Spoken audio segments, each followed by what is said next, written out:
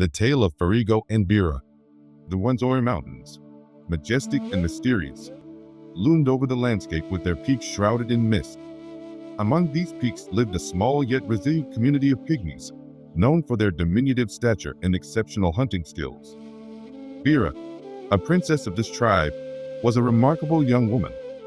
Barely 4 feet tall, her presence was formidable, her eyes reflecting the wisdom of her ancestors. Biira's life was simple but fulfilling. She spent her days gathering fruits, hunting small game, and participating in tribal rituals that honored the spirits of the mountains. The Pygmies had lived in harmony with nature for centuries, their existence intertwined with the rhythms of the forest.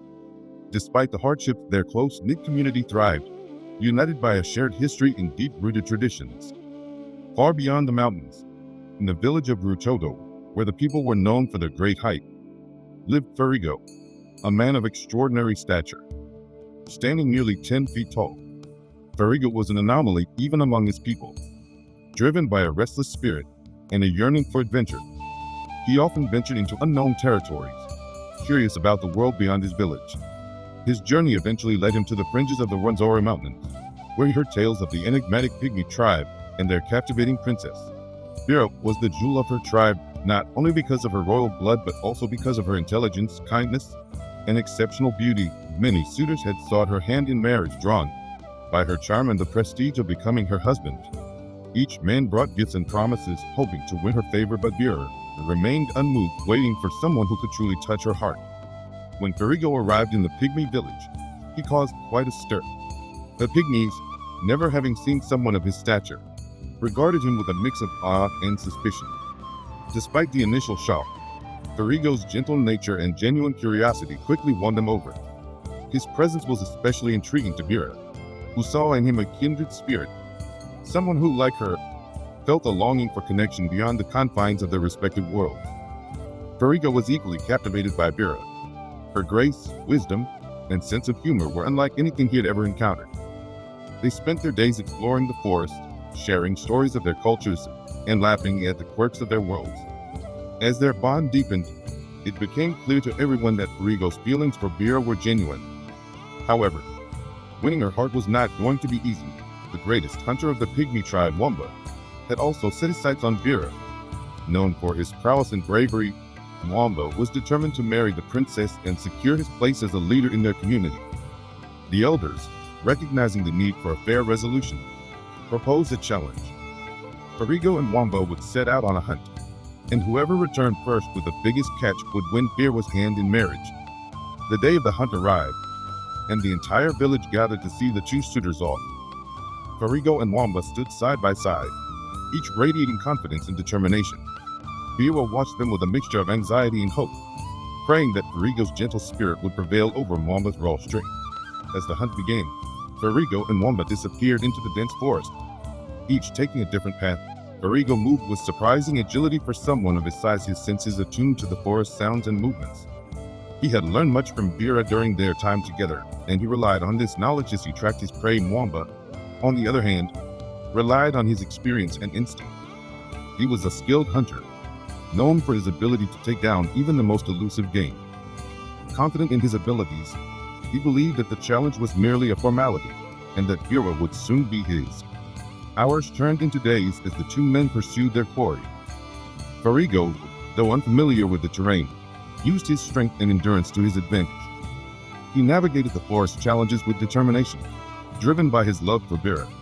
His thoughts often drifted to her, imagining the life they could build together. Wamba, meanwhile, grew increasingly frustrated. His usual methods were not yielding the results he expected, and he began to feel the pressure of the competition. The forest seemed to conspire against him. Each failed attempt sapping his confidence and resolve. One fateful morning, Ferigo stumbled upon the tracks of a massive boar. The animal was known for its size and ferocity, and capturing it would undoubtedly win him the challenge. With a silent prayer, Ferigo set to work, using every ounce of his strength and skill to trap the beast. The struggle was intense, but Ferigo's determination never wavered. Finally, with a triumphant roar, he secured his prize. Exhausted but elated, Ferigo made his way back to the village, the enormous boar in tow. As he approached, the villagers gathered, their eyes wide with astonishment. Biira's heart swelled with pride and joy as she saw Ferigo's success. She knew, without a doubt, that he was the one she had been waiting for. Mwamba returned later that day, his catch impressive but not as grand as Ferigo's. Accepting his defeat with grace, he congratulated Ferigo, acknowledging the fairness of the challenge. The elders, pleased with the outcome, formally declared Ferigo the winner and blessed his union with Biira. Their marriage was celebrated with great joy and festivity. The entire village came together to honor the love that had triumphed against all odds. Biira and Ferigo stood side by side, their hearts filled with hope and excitement for the future.